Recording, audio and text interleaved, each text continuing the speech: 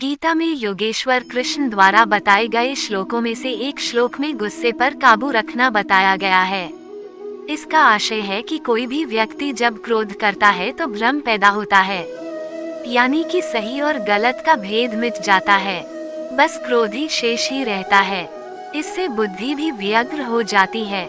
इसके बाद किसी भी सही बात का तर्क व्यर्थ जाता है और तब व्यक्ति के पतन की शुरुआत हो जाती है। वर्तमान समय में यदि इसकी प्रासंगिकता की बात करें तो किसी भी कार्य को करते समय यदि क्रोध आ जाए तो कार्य प्रभावित होता है।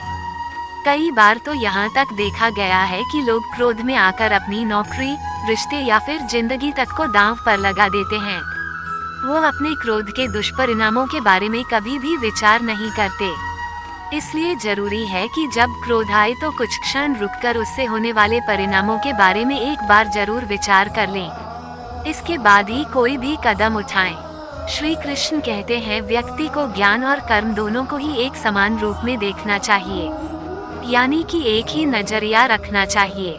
वर्तमान समय में यदि इसकी प्रासंगिकता को देखें तो कई बार ऐसा देखने और सुनने में आता है कि व्यक्ति बातें तो बड़ी बड़ी कर्म प्रदान करता है, लेकिन जब खुद वो उस स्थिति में होता है तो वो उन्हें भूलकर जो खुद के लिए सही हो बस वही करता है, फिर चाहे उसके लिए वह अनजाने में ही दूसरों का अहित कर रहा हो। इसलिए ज्ञान और कर्म दोनों को ही सदैव एक समान नजरिए से देखना चाहिए। कर्म वही करे जिसकी ज्ञान इजाजत देता है। इस तरह से व्यक्ति सही गलत और पाप पुण्य के बीच का फर्क आसानी से समझ सकता है।